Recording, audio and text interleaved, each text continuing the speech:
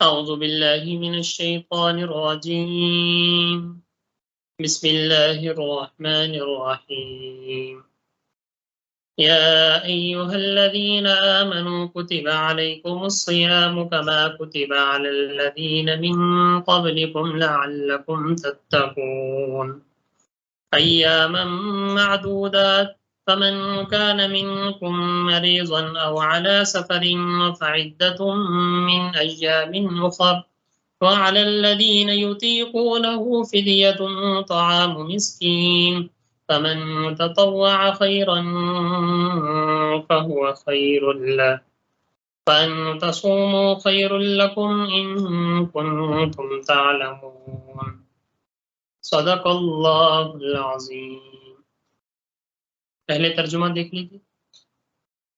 یا ایھا الذین آمنو، اے ایمان والو، اے مومنو، دونوں ترجمہ کر سکتے ہیں جو کہ ہمارے کورس کا حصہ بھی ہے۔ یا ایھا الذین آمنو، اے ایمان والو، کتب علیکم الصیام، تم پر روزے فرض کیے گئے۔ صیام روزے کو بولتے ہیں۔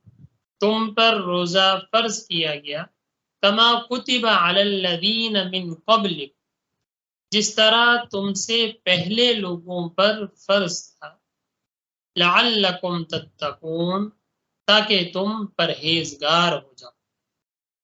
ایام معدودات، چند روز ہیں گنتی کے۔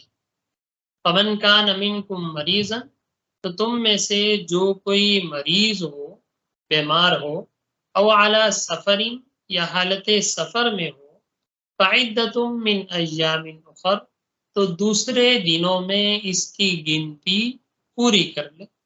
فعلی الذین یطیقونہ فدیۃ طعام مسکین، اور وہ لوگ جو طاقت نہیں رکھتے روزے کی، تو ان کا فدیہ ایک مسکین کو کھانا کھلانا ہے۔ فمن تطوع خیرا فہو خیر لہ، اور جو کوئی اس میں خیر میں نیکی کرنا چاہے تو اس کے لیے بہتر ہے۔ وَأَن تَصُومُوا خَيْرٌ لَكُمْ، اور اگر تم روزہ رکھو تو یہ زیادہ بہتر ہے، ان کنتم تعلمون، اگر تم یہ بات جانتے۔ اس آیت میں جیسے کہ ترجمے سے ہمیں سمجھ میں آیا کہ روزے کی فرضیت سے متعلق اس آیت میں حکم دیا گیا کہ اے مومنو، تم پر روزہ فرض کیا گیا جس طرح تم سے پہلی امتوں پر فرض تھا۔ اس آیت میں دو باتیں بتائی گئی ہیں۔ پہلی بات تو اس آیت سے ہمیں یہ سمجھ میں آئی کہ اللہ تعالیٰ نے روزہ فرض کیا، ٹھیک ہے، وہ تو اس سے سمجھ میں آ رہا ہے کہ اللہ تعالیٰ نے اس آیت میں روزے کی فرضیت کو بیان فرمایا، لیکن یہ کیوں بیان فرمایا کما کتب علی الذین من قبلک، کہ تم پر بھی اسی طرح روزہ فرض ہے جس طرح تم سے پہلی امتوں پر فرض تھا۔ تو اس میں دو باتوں کی طرف اشارہ ہے۔ ایک تو اس بات کی طرف اشارہ ہے کہ روزہ صرف امت محمدیہ پر ہی فرض نہیں ہوا، بلکہ اس سے پہلے جتنی بھی امتیں گزری ہیں سب پر فرض۔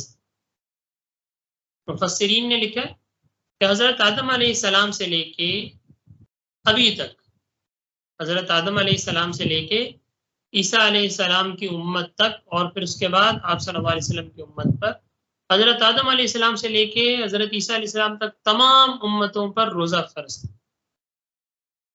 ایک تو اس بات کی طرف اشارہ ہے کہ یہ کوئی نئی عبادت نہیں آئی، بلکہ یہ وہی عبادت ہے جو پہلی امتوں میں بھی اللہ تعالیٰ نے جاری فرمائی۔ پہلی امتوں میں بھی یہ عبادت تھی، وہ روزہ رکھتے تھے۔ کچھ حضرات نے فرمایا نہیں، اس میں صرف حضرت عیسیٰ علیہ السلام کی امت کی طرف اشارہ ہے۔ تو مفسرین نے فرمایا نہیں، اس میں کسی کی طرف اشارہ نہیں، بلکہ یہ مطلقاً ہے کہ جس طرح حضرت آدم علیہ السلام، ان کے بعد جتنے نبی گزرے، جتنی قومیں آئیں، تمام پر روزہ فرض تھا۔ ہاں، اس کی کیفیت الگ ہو سکتی، اس کے ایام الگ ہو سکتے، اس کے اوقات الگ ہو سکتے، لیکن مطلقاً روزہ سب پر فرض تھا۔ حضرت آدم علیہ السلام سے لے کے عیسیٰ علیہ السلام تک اور پھر امت محمدیہ صلی اللہ علیہ وسلم تک سب پر روزہ فرض۔ ایک تو اس بات کی طرف اشارہ، اور دوسرا اللہ تعالیٰ نے یہ جو کہا کما کتب علی الذین من قبلکم، تو اس میں اس بات کی طرف بھی اشارہ دے دیا کہ جب کوئی مصیبت عام ہوتی ہے نا، ویسے تو یہ روزہ مصیبت نہیں لیکن ایک عام مثال دے رہے کہ ہو سکتا ہے کوئی اس کو مشقت سمجھتا ہو، کوئی اس کو پریشانی سمجھتا ہو، کسی کو بوجھ لگتا ہو، اس طرح کچھ لوگ روزہ نہیں رکھتے نا، یہ بڑا مشکل، تو ان کے لیے یہ پیغام دے رہی ہے کہ دیکھو صرف تم پر ہی فرض نہیں تھا، تم سے پہلی امتوں پر بھی فرض تھا، تم سے پہلے لوگوں پر بھی فرض تھا۔ جب وہ روزہ رکھ سکتے ہیں، سب کچھ کر سکتے ہیں، تم کیوں نہیں کر سکتے؟ مثال کے طور پہ کوئی بیماری آ گئی، اگر تو انسان اکیلا اس میں مبتلا ہے پھر تو انسان کو بڑی پریشانی لگتی ہے، لیکن اگر ایسی وبا ہے، ایسی بیماری ہے کہ اکثر لوگوں میں مبتلا ہے، تو پھر انسان کو اتنا دکھ، اتنی چیز نہیں ہوتی، کیونکہ مصیبت جب عام ہو جاتی ہے تو پھر ہلکی لگنے لگ جاتی ہے۔ مثال کے طور پہ آپ گھر میں اکیلے ہیں یا آپ گھر میں بہت سارے ہیں مثال کے طور پر، لیکن آپ اکیلے ہی کام کرتے ہیں، پورے گھر کا کام اکیلے کو کرنا پڑتا ہے، تو اب مشکل لگ رہا ہے کہ سارے آرام سے بیٹھے ہوئے ہیں، میں کام کر رہا ہوں، ایک مثال ہے۔ لیکن اگر سارے ہی مصروف ہیں، سارے ہی کام کر رہے ہیں، تو اب کسی کو پریشانی نہیں، حالانکہ کام تو اتنا ہو رہا ہے۔ اس کا مطلب جب کام سب پہ ڈیوائیڈ ہوا یا کام سب کرنے لگ گئے تو اب وہ مصیبت نہیں لگتی۔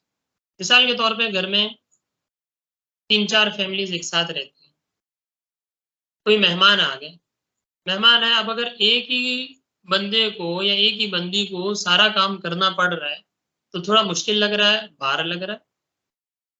لیکن اگر مہمان بھلے زیادہ بھی آ گئے لیکن اگر گھر کی باقی خواتین وہ بھی ساتھ لگی ہوئی ہیں تو اب تھوڑی ریلیکس، اب تھوڑا ایزی ہو گیا کام، حالانکہ کام بھلے اتنا ہے لیکن ایک تسلی ہوئی نا کہ سارے کر رہے ہیں۔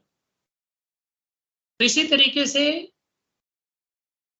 اس آیت میں یہ بیان فرمایا گیا کہ اگر تم اس کو روزے کو مشقت سمجھتے ہو، روزے کو تم پریشانی کی چیز سمجھتے ہو، روزے کو تم بار محسوس کرتے ہو، تو یہ کوئی نئی چیز نہیں ہے، یہ تم سے پہلی امتوں پر بھی فرض تھی، جس طرح تم سے پہلی امتوں نے روزے رکھے تم پر بھی اس طرح فرض ہے۔ لہذا اے ایمان والو، یا ایھا الذین آمنوا کتب علیکم الصیام، تم پر روزہ فرض کیا گیا، کما کتب علی الذین من قبلکم، جس طرح کہ تم سے پہلے لوگوں پر روزہ فرض تھا، لعلکم تتقون، تاکہ تم تقوی اختیار کرو۔ پہلے تو یہ سمجھ لیں کہ روزہ کہتے کسے ہیں، ویسے تو سارے جانتے ہیں، صوما یصوم، صومن لفظی ترجمہ ہوتا ہے رکنا، کسی چیز سے، کسی کام سے اپنے آپ کو روکنا یا رکنا۔ اور شریعت میں مثال کے طور پہ ہم اس ٹائم کھانے پینے سے رکے ہوئے ہیں، ٹھیک ہے، لغوی لحاظ سے روزے میں، انسان بات کرنے سے رکا ہوا ہے، لغوی لحاظ سے روزے میں، لفظی معنی کے لحاظ سے رکا ہوا ہے، بھئی کھانا پینا نہیں ہو رہا تو لہذا روزے میں۔ لیکن شریعت کی اصطلاح میں روزہ کسے کہتے ہیں؟ شریعت کی اصطلاح میں کہتے ہیں کہ صبح صادق سے لے کے غروب آفتاب تک نہ کچھ کھائے، نہ کچھ پیے، نہ کوئی دیگر اس طرح کے معاملات کرے، اگر ان چیزوں سے انسان رکا رہے گا تو ایسی صورت میں انسان کا روزہ شمار کیا جائے گا۔ اصطلاح میں کسے کہتے ہیں؟ صبح صادق سے لے کے غروب آفتاب تک نہ کھانا، نہ پینا، نہ کوئی اور ایسا کام کرنا کہ جس سے روزہ ٹوٹ جائے، تو اس کو شریعت کی اصطلاح میں روزہ کہا جاتا ہے۔ جس طرح کہ ہم روزہ رکھتے ہیں، صبح صادق شروع ہونے سے پہلے روزہ رکھ لیتے ہیں، ختم کر دیتے ہیں، اور پھر اس کے بعد سے نہ ہم کھاتے ہیں، نہ پیتے ہیں، نہ کوئی اور کوئی ایسا کام کرتے ہیں، یہاں تک کہ جب مغرب کا وقت ہو جاتا ہے تو مغرب کا وقت آنے کے بعد پھر انسان افطار کرتا ہے، تو یہ روزہ کہلاتا ہے۔ اور پھر اس آیت کے آخر میں یہ بھی بتایا گیا لعلکم تتقون، روزہ کیوں فرض ہے، روزے کا مقصد کیا ہے، وہ اس آیت میں اللہ تعالیٰ نے بیان فرمایا لعلکم تتقون، تاکہ تم تقوی اختیار، تقوی کسے کہتے ہیں؟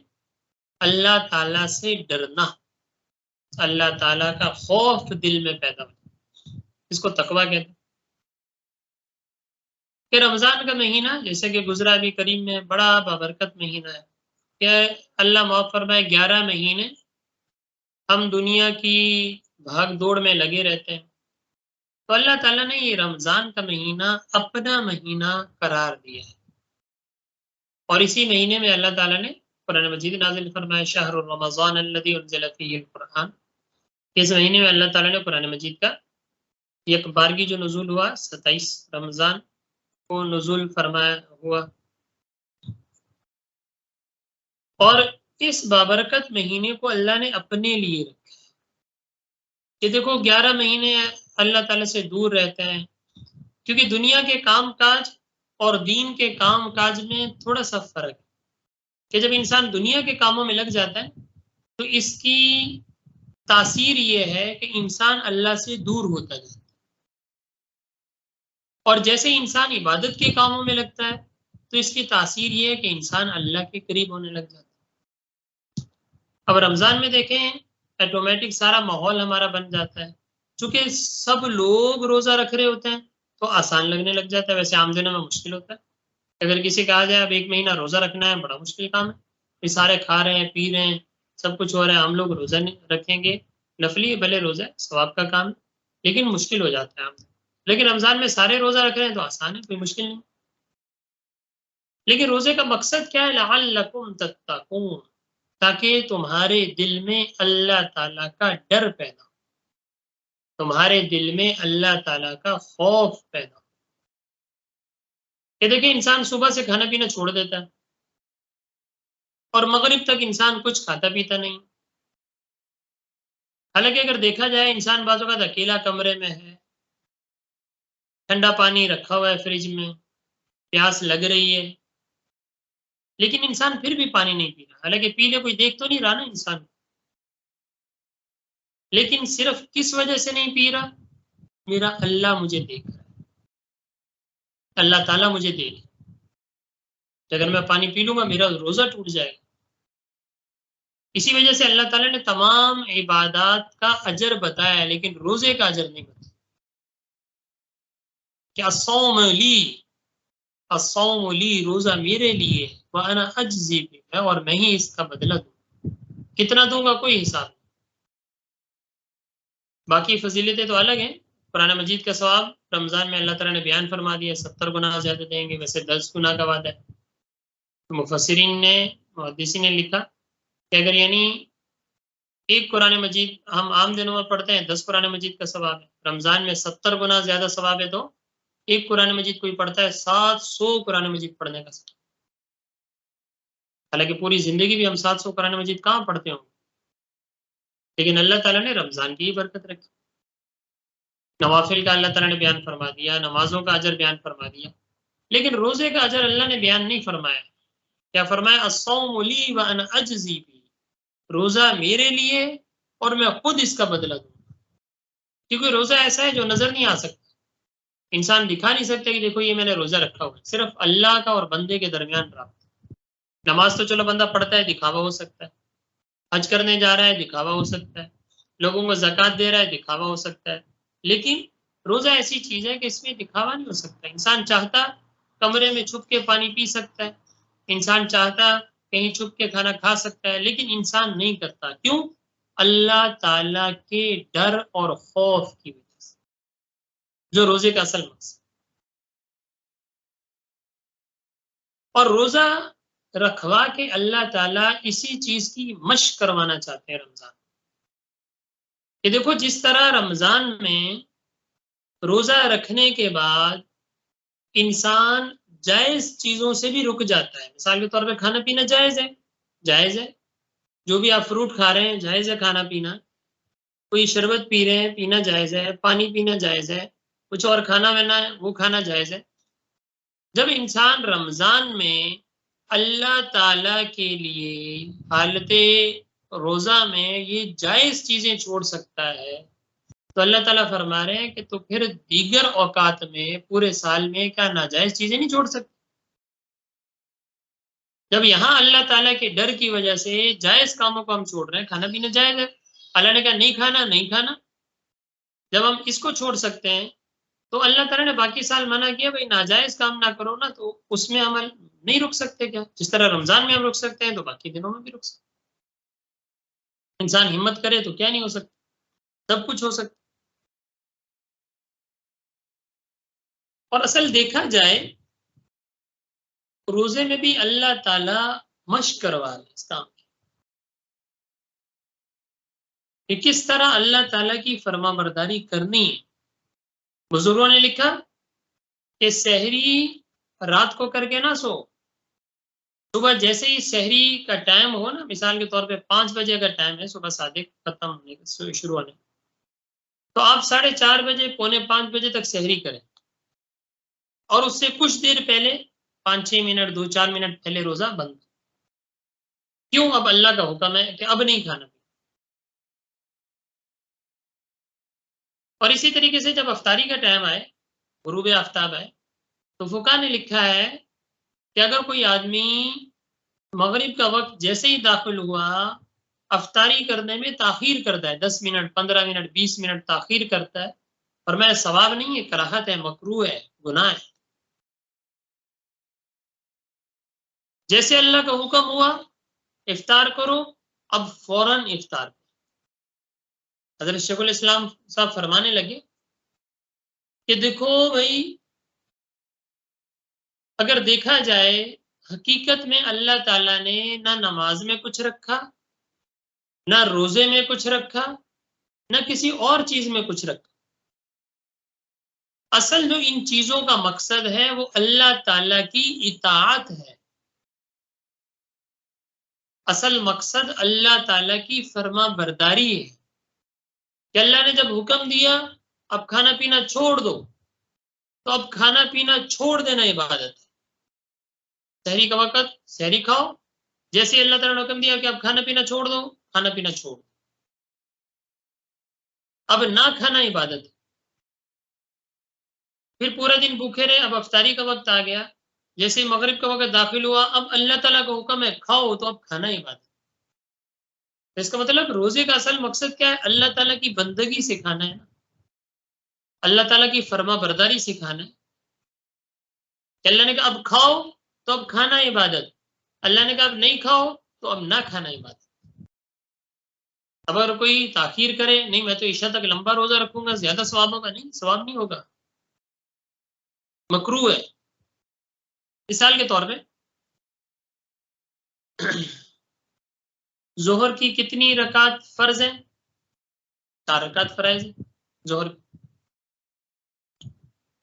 اگر کوئی آدمی کہتا ہے بھی 4 رکعت اگر فرض پڑیں گے تو یہ تو تھوڑا ثواب ملے گا، تو میں آج سے ایسا کرتا ہوں کہ میں 5 رکعت فرض پڑھ لیتا ہوں۔ یہ زیادہ کرنا چاہیے، زیادہ ثواب ہونا چاہیے۔ جس طرح کوئی آدمی 1 لاکھ روپے صدقہ کرے گا اس کو 1 لاکھ کا ثواب ہے، کوئی 1.5 لاکھ کا صدقہ کرے گا تو 1.5 لاکھ کا ثواب ملے گا۔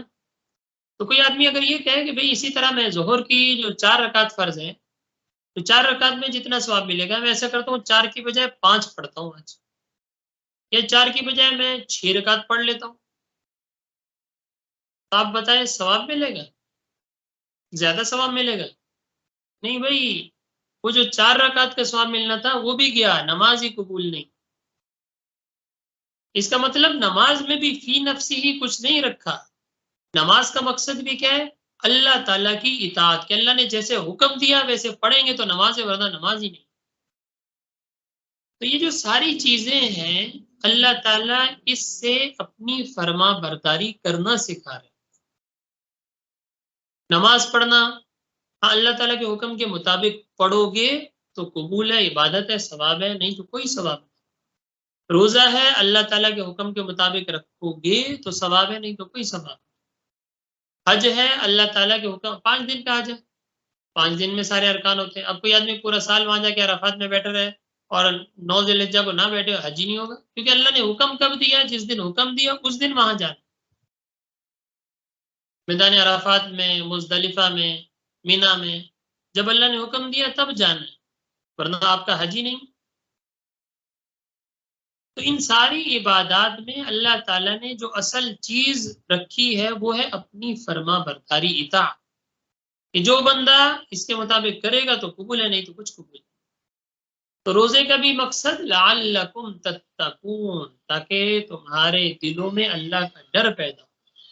جس طرح رمضان میں انسان جائز کاموں سے رکتا ہے، تو اسی طرح غیر رمضان میں ناجائز کاموں سے بھی تو رک سکتا ہے. جس طرح رمضان میں اللہ کے ڈر کی وجہ سے انسان گناہوں کو چھوڑ دیتا ہے، تو غیر رمضان میں بھی گناہوں کو اللہ کے ڈر کی وجہ سے چھوڑ دے، اس کی پریکٹس کروائیں. لعلکم تتقون، اے ایمان والو تم پر روزے فرض کیے گئے جس طرح تم سے پہلی امتوں پر فرض تھے، لعلکم تتقون، تاکہ تمہارے دل میں اللہ تعالیٰ کا ڈر پیدا. ایام معدودات، چند دن ہیں گنتی کے، 30 دن ہے یا 29 دن. آپ صلی اللہ علیہ وسلم نے فرمایا رمضان کا مہینہ شہر ہاکذا ہاکذا ہاکذا، یا ہاکذا ہاکذا ہاکذا، یا 29 دن یا 30 دن، گنتی کے چند دن ہے، پتہ ہی نہیں چلتا. البتہ فمن کان منکم مریضا او علی سفر، ہاں اگر تم میں سے کوئی بیمار ہے حالت مرض میں، او علی سفر، حالت سفر، سفر سے مراد جو شرعی سفر ہے کہ 48 میل جو آج کل 77 کلومیٹر ہے، کہ اگر اتنا یا اس سے زیادہ کسی کا سفر کرنے کا قصد ہے اور وہ نکل گیا ہے تو ایسا آدمی مسافر. اور مسافر اگر روزہ نہ رکھے تو اس کو اجازت ہے، فی الحال روزہ چھوڑ سکتا ہے. اسی طریقے سے اگر کوئی آدمی بیمار ہے اور ایسا مرض ہے کہ روزے کی وجہ سے بڑھ جائے گا یا روزہ نہیں رکھ سکے گا، تو ایسی صورت میں شریعت نے اجازت دی کہ روزہ نہ رکھو، چھوڑ، توڑو نہیں، رکھ کے نہ توڑو، ہاں روزہ نہ رکھو، چھوڑ دو شروع سے. ہاں جب رمضان گزر جائے گا یا سفر گزر جائے، بیماری ختم ہو جائے، ہاں اس کے بعد پھر کیا کر سکتے ہو، اس کی قضا کرنی پڑے گی. لیکن اگر روزہ رکھ کے جان بوجھ کے توڑ دیا بغیر کسی مجبوری کے، پھر تو کفارہ آ جاتا ہے، وہ تو الگ بات. تو فمن کان منکم مریضا او علی سفر، تم میں سے اگر کوئی مریض ہے، بیمار ہے، یا وہ سفر کی حالت میں، فعدۃ من ایام اخر، تو اس کی گنتی دوسرے دنوں میں پوری کر لے. یعنی کہ رمضان کے بعد جتنے روزے چھوٹ گئے ہیں، مثال کے طور پہ کوئی بیمار تھا 5 دن تک روزہ نہیں رکھ سکتا، اور رمضان کے بعد جب بھی اس کو موقع ملے تو 5 روزے کیا کر لے، رمضان کے قضا کر لے. وعلی الذین یطیقونہ فدیۃ طعام مسکین، یہ پہلا حکم تھا کہ اگر کوئی آدمی روزہ نہ رکھ سکے تو اس کو اجازت ہے کہ فدیہ دے دو، ایک روزے کا صدقہ فطر کے مطابق فدیہ دے دو، جتنے کی 2 کلو گندم سیر ہے، اتنا فدیہ دے دو، اتنی رقم کے مطابق، پھر بھلے روزہ رکھنا چاہو روزہ رکھو، فطرہ دینا چاہو فطرہ دے دو. لیکن بعد میں یہ حکم منسوخ ہو گیا کہ جہاں روزوں کو انسان پر فرض کر دیا گیا تو پھر وہاں سے یہ آسانی ختم کر دی، یہ شروع اسلام. قال الذین یطیقونہ فدیۃ طعام مسکین فمن تطوع خیرا فهو خیر اللہ، اور جو فدیے میں اضافہ کرنا چاہے تو یہ اس کے لیے مزید بہتر. وان تصوموا خیر لکم، اگر تم روزہ ہی رکھ لو تو یہ زیادہ بہتر ہے. چاہے تم حالت مرض میں ہو لیکن روزہ رکھ سکتے ہو، روزہ رکھ لو، یا تم حالت سفر میں ہو، سفر کی حالت میں بعض اوقات ایسا ہو جاتا ہے کہ انسان روزہ رکھنے میں آسانی رہتی ہے، اور حالت سفر میں بعض اوقات روزہ رکھنا آسان بھی ہے، کیونکہ سب کا روزہ ہے تو انسان کو روزہ رکھنا زیادہ مشکل نہیں لگتا. تو اگر کوئی آدمی روزہ رکھنا چاہے اس کی بھی اجازت ہے، ان تصوموا خیر لکم، اور اگر تم روزہ رکھتی ہو تو یہ تمہارے لیے زیادہ بہتر ہے، ان کنتم تعلمون، اگر تم اس بات کو جانتے. ترجمہ ایک دفعہ دوبارہ دیکھیں پھر ہم اگلی آیت پہ جاتے ہیں. یا ایھا الذین آمنوا، اے ایمان والو یا اے مومنو، کتب علیکم الصیام، تم پر روزہ فرض کیا گیا، کما کتب علی الذین من قبلکم، جس طرح تم سے پہلی امتوں پر فرض تھا، لعلکم تتقون، شاید کہ تم تقوی اختیار کرو. ایام معدودات، چند دن ہیں گنتی کے، فمن کان منکم مریضا، تو جو تم میں سے بیمار ہو، او علی سفر، حالت سفر میں ہو، فعدۃ من ایام اخر، تو وہ دوسرے دنوں میں اس کی گنتی پوری کر لے. فعلی الذین یطیقونہ فدیۃ طعام مسکین، اور وہ لوگ جو کہ فدیے کی طاقت، جو کہ روزے کی طاقت نہیں رکھتے، تو ایک مسکین کے کھانے کے بقدر فدیہ دینا ہے۔ فمن تطوع خیرا فهو خیر اللہ، اور جو اس میں زیادہ دینا چاہے تو یہ اس کے لیے بہتر ہے۔ وَأَن تَصُومُوا خَيْرٌ لَكُمْ، اور اگر تم روزہ ہی رکھ لو تو یہ تو زیادہ بہتر ہے، ان کنتم تعلمون، اگر تم اس بات کو جانتے۔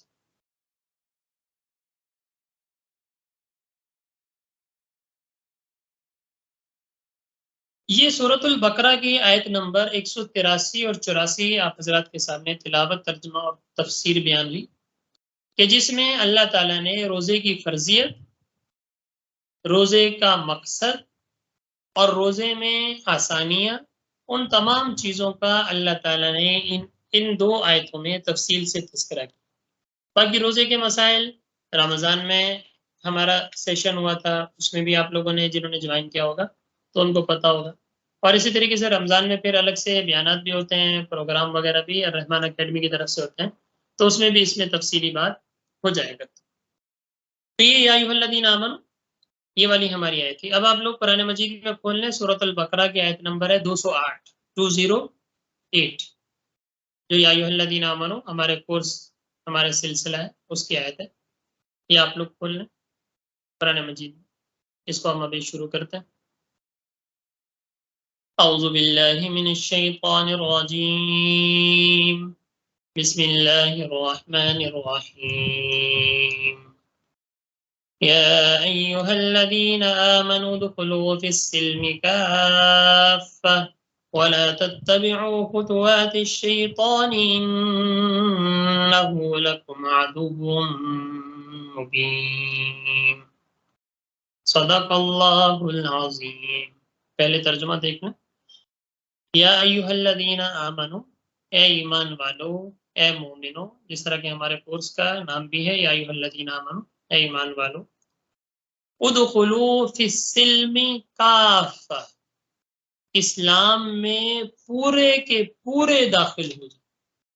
ادخلوا فی السلم کافہ، اسلام میں پورے کے پورے داخل ہو جاؤ۔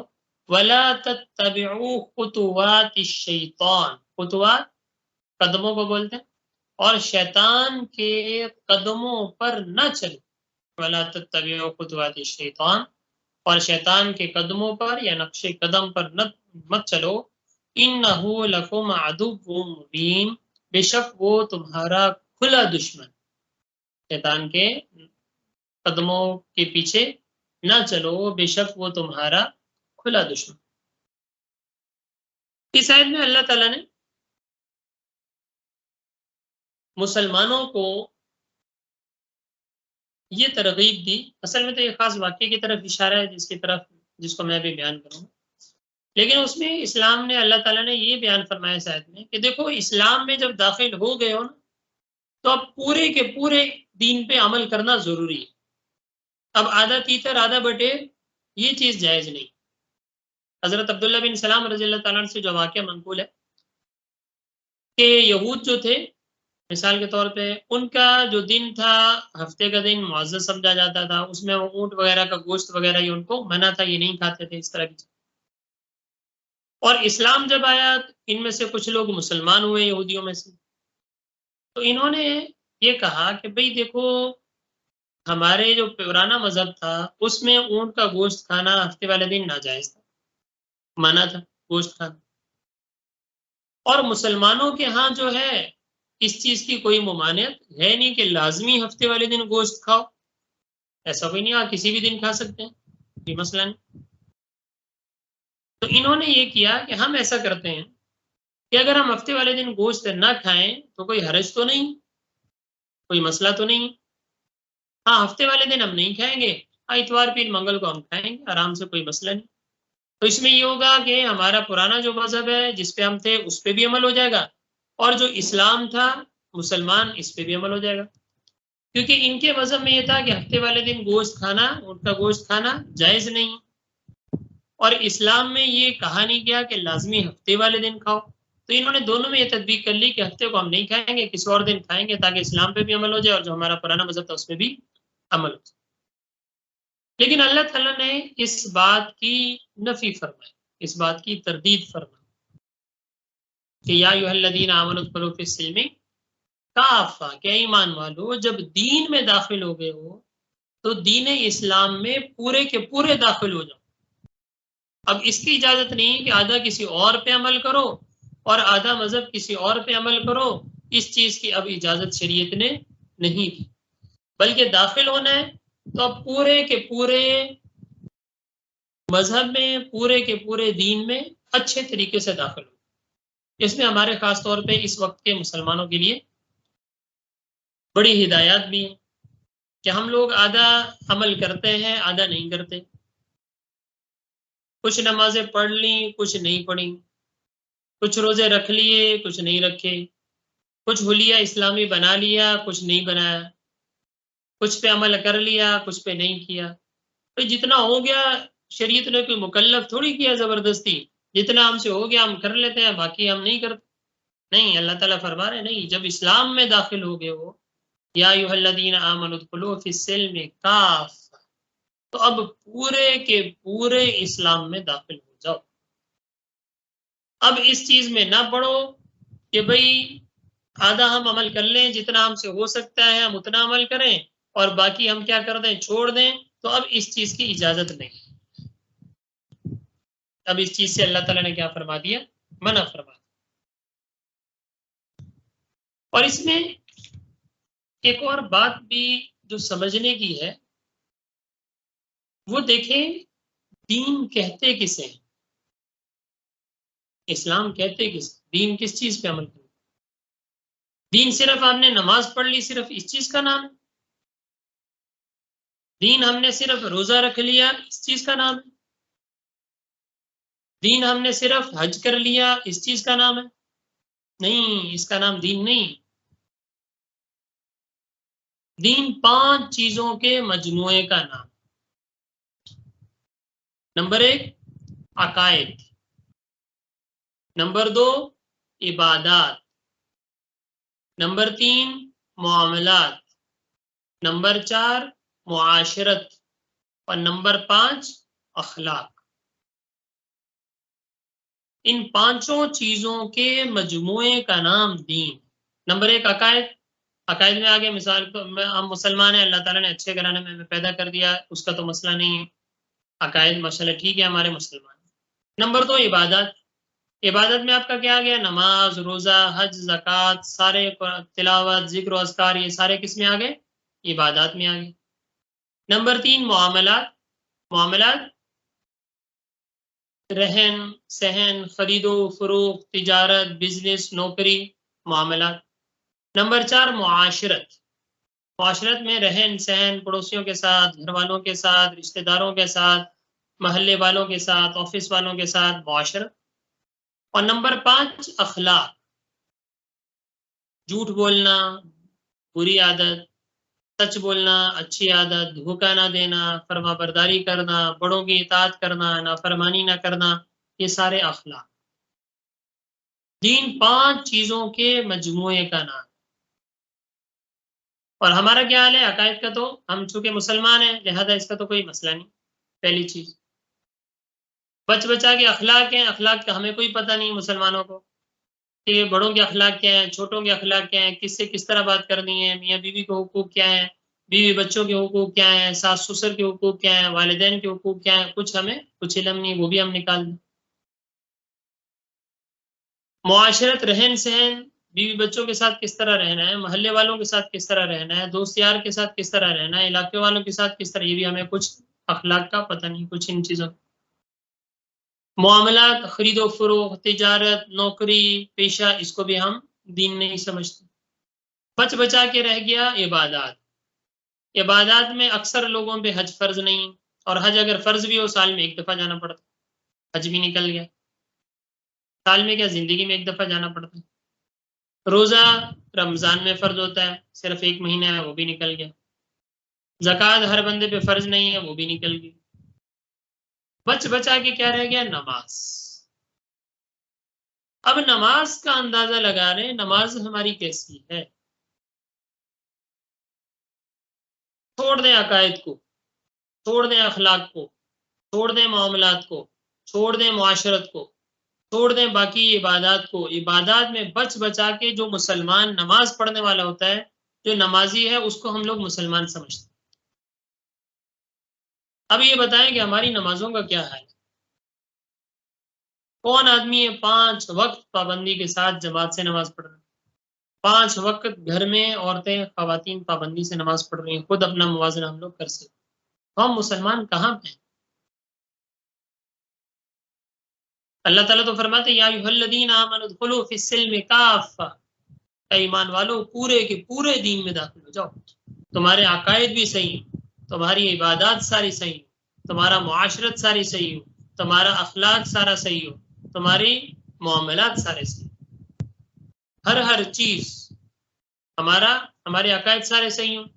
اس کے بعد جتنی عبادات ہیں، روزہ، حج، زکوٰۃ، نماز، ذکر و اذکار، وہ سارے صحیح ہوں. پھر اس کے بعد ہمارے معاملات، خرید و فروخت کے معاملات، تجارت کے معاملات، بزنس کے معاملات، جاب کے معاملات، جتنے بھی لین دین کے معاملات، وہ سارے ہمارے شریعت کے مطابق.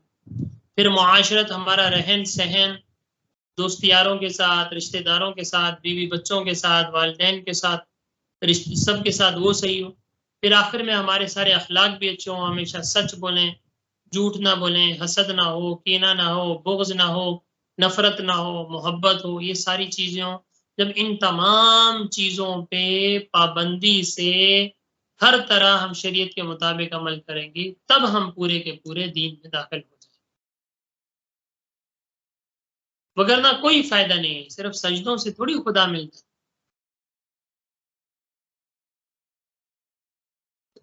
لوگ کیا سمجھتے ہیں صرف سجدے کرنے سے جنت میں داخل ہو جائیں گے؟ بہت مشکل ہے بھائی. اللہ تعالیٰ فرما رہے ہیں ایمان والو پورے کے پورے دین میں داخل ہو. آپ کا حلیہ پورا دینی ہونا چاہیے، مسلمان ہے. آپ دیکھ لیں یہودیوں کو، دیکھ لیں یہود میں جا کے دیکھ لیں، ان کے جو اصل لوگ ہیں یہود کے، اتنے کٹر پابند ہیں اپنے دین پہ، اتنے کٹر پابند ہیں اپنی ثقافت پہ، اتنے کٹر پابند ہیں اپنے ڈریس پہ، اپنے لباس پہ، وہ کبھی تبدیل نہیں کریں. وہ اپنے دین میں بڑے سخت ہیں. لیکن مسلمانوں نے سب کچھ کیا کر دیا؟ چھوڑ دیا. بچ بچا کے رہ گئی تھی نماز کا حال ہم خود دیکھیں. حالانکہ اللہ تعالیٰ فرما رہے ہیں کہ ہر چیز پہ پورے کے پورے جب دین میں داخل ہو جاؤ گے تو پھر کامیاب ہوگے، وگرنہ بڑا مشکل. دیکھیں آیت کیا کہہ رہی ہے، یا ایھا الذین آمنوا، اے ایمان والو، ادخلوا فی السلم کافہ، دین اسلام میں پورے کے پورے داخل ہو جاؤ. ولا تتبعوا خطوات الشیطان، شیطان کے نقش قدم پر نہ چلو. آدھے تیتر آدھے بٹیر نہ بنو، جہاں آسانی ملے اس طرف نہ چلو، بلکہ جب دین پہ عمل کرنا ہے تو اب پورے کے پورے دین پہ پابندی کے ساتھ عمل. پردہ کرنا ہے پورے اہتمام سے شریعت کے مطابق پردہ کرو، جس سے پردہ. داڑھی رکھنی ہے شریعت کے مطابق پوری داڑھی رکھو، یہ نہیں کہ فرنچ رکھی ہوئی ہے، یہاں سے کٹنگ کر دی ہے، ادھر سے کٹنگ کر دی ہے. ڈریس ہے تو پورا کا پورا ڈریس اسلامی ہونا چاہیے. ہمارے اخلاق پورے کے پورے صحیح ہونے چاہیے، ہمارا کردار صحیح ہونا چاہیے، ہمارے معاملات صحیح ہونے چاہیے، ہماری معاشرت صحیح ہونی چاہیے، ہمارے عقائد صحیح ہونے چاہیے، ہمارے تمام اعمال، ذکر و اذکار، عبادات سب مکمل ہونی چاہیے. پھر انسان کامل دین میں داخل ہوگا.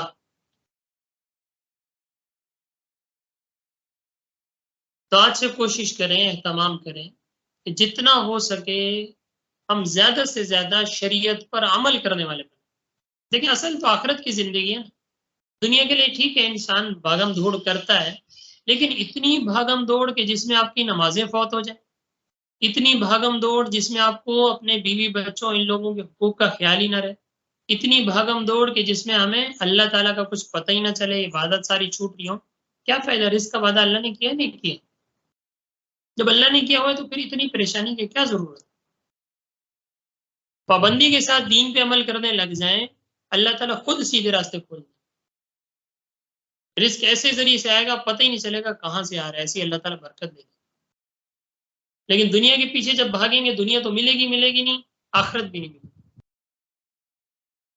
سب ٹھاٹ پڑا رہ جائے گا جب لات چلے گا بنجا، سب ختم ہو جائے گا. بڑے بڑے بادشاہ دیکھیں، برج الخلیفہ جس کے نام پہ تھا، اتنا بڑا بادشاہ، دنیا کا امیر ترین آدمی، انتقال ہو گیا نا. کیا لے کے گیا؟ کچھ بھی نہیں. ریت کی قبر، 2 گز کی قبر، مٹی میں وہی جانا ہے سب. آخرت میں تو اپنے اعمال کے بارے میں پوچھا جائے گا، یہ تو نہیں پوچھا جائے گا دنیا میں کیا تیر مارا.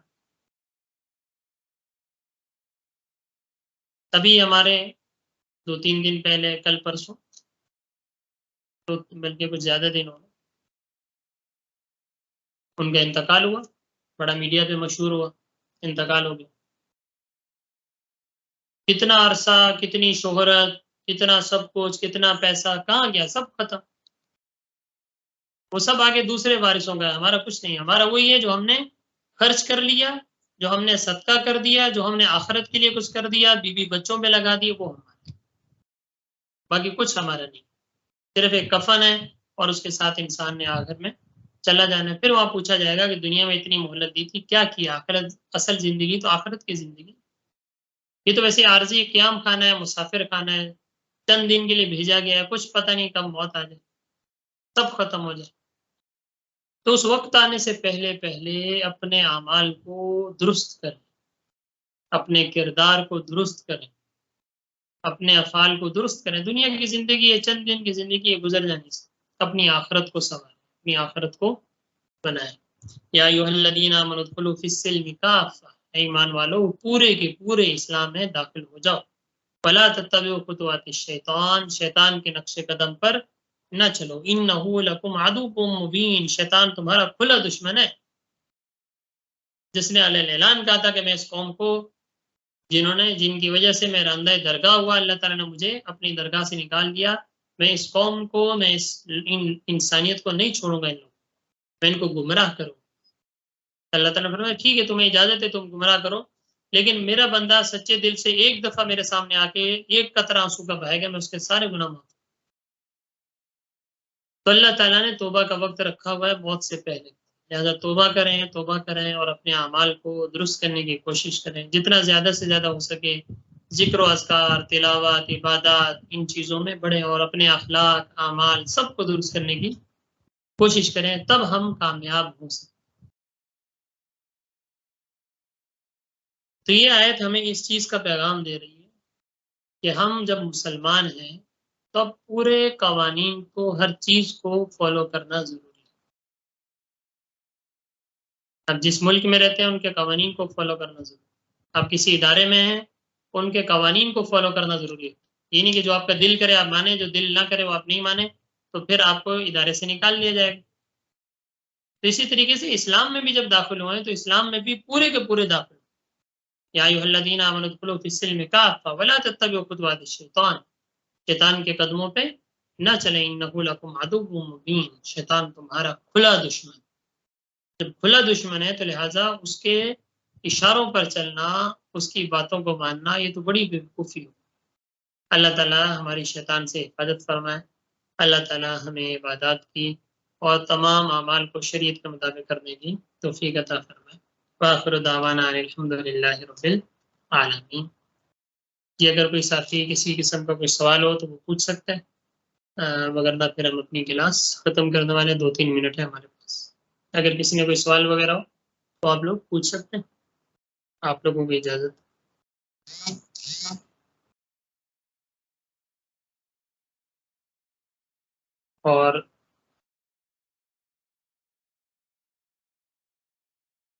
اور باقی امید ہے کہ انشاءاللہ جو چیز ہے وہ سمجھ میں آ گئی ہوگی.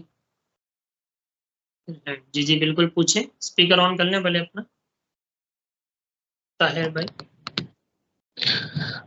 السلام علیکم ورحمۃ اللہ وبرکاتہ. ٹھیک ٹھاک ہیں؟ جی الحمدللہ. مفتی صاحب آپ کو میری آواز آ رہی ہے؟ جی آ رہی ہے. کہاں سے آپ ہیں؟ کہاں سے جوائن کرتے ہیں؟ میں راولپنڈی سے بات کر رہا ہوں. پنڈی سے. ٹھیک ہے جی طاہر جی بھائی. طاہر نہیں، میرا نام فروخ ہے. آپ کے پاس اپیئر ہو رہا ہے صحیح اتنا. فروخ عتیق ہے میرا نام.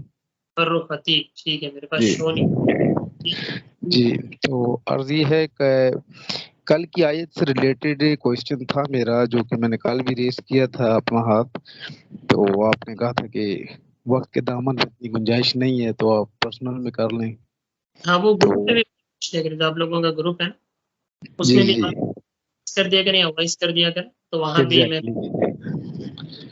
جی جی جی جی تو عرض یہ ہے کہ میں نے آپ سے سوال یہ پوچھنا تھا جو کہ اب میں پوچھ رہا ہوں، کہ جو قصاص کے حوالے سے کل کا جو لیکچر تھا اس میں پوچھنا یہ تھا کہ جو اگر معاملہ مسلم یا غیر مسلم کا ہو، دونوں جی طرف سے، کہ اگر قاتل مسلم ہو اور مقتول غیر مسلم ہو، یا قاتل غیر مسلم ہو اور مقتول مسلم ہو، تو ان کا آپس میں کیا معاملہ ہوگا؟ ذرا کائنڈلی اس کو بھی ڈسکرائب کیجیے گا. یہ میں تھوڑی سی تفصیل قصاص کے حوالے سے بھی، قصاص کے حوالے سے بھی اور دیت کے حوالے سے بھی. ہاں اس میں یہ کہ کل میں اس میں تھوڑی تفاصیل ہیں کافی ساری، اس وجہ سے میں نے اس کو ذکر نہیں کیا تھا. اس میں دیکھیں کافر یا غیر مسلم ہم جن کو کہتے ہیں وہ دو قسم کے ہوتے ہیں. ایک جن کو ہم کہتے ہیں حربی اور دوسرے کو ہم کہتے ہیں ذمی. ایک کو ہم کہتے ہیں حربی، دوسرے کو ذمی. ذمی وہ ہوتے ہیں جو ہمارے ملک میں پناہ لے کے رہتے ہیں، جس طرح ہمارے پاکستان میں کافی سارے غیر مسلم آباد ہیں، یہیں کا ویزا لے کے یہیں کے رہائشی. اور دوسرے ہوتے ہیں جو حربی، جو دوسرے ممالک میں رہتے ہیں، یہاں ویسے ہی ویزا لے کے آئے ہوئے ہیں، واپس چلے جائیں گے. تو دونوں کا حکم الگ الگ ہے. اگر تو ذمی ہے، یہیں کا رہائشی ہے، تب تو اس کا وہی حکم ہوگا جو ایک عام مسلمان کا ہوگا، کہ اس پہ قصاص بھی وہی آئے گا، دیت وغیرہ بھی وہی آئے گی، ساری چیزیں ان میں تفصیل ہے. لیکن اگر وہ غیر مسلم دوسرے ملک کا ہے، یا تو دوسرے ملک میں یا وہاں سے وہ آیا ہوا ہے، تو پھر ایسی صورت میں مسلمان اور ان کے درمیان قصاص نہیں ہوتا. ہاں باقی شریعت جو ہے یا آپ کی عدالتیں جو ہیں یا آپ کی کورٹ جو ہے، وہ جس کو ہم تعزیر کہتے ہیں، تعزیر پھر الگ چیز ہے، اس میں ایک تفصیل ہے تعزیر میں بھی، کہ تعزیر کا باب ہم کہتے ہیں شریعت میں تعزیر کا باب وسیع ہے. تعزیر یہ بھی ہو سکتی ہے کہ قاضی اس کو طلب کر کے گھور لے، یہ بھی تعزیر ہے.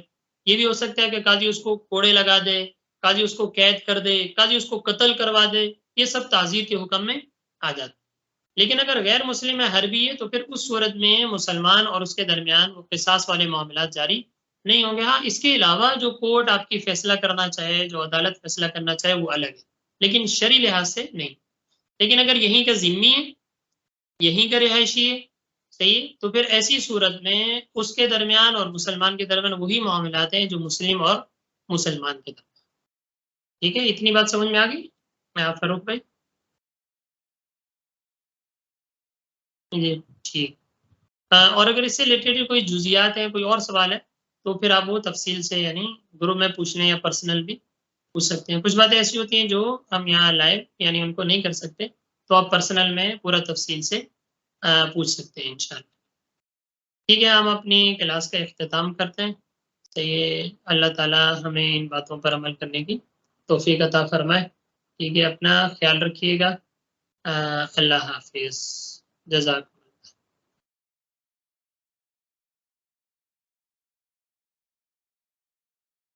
اللہ.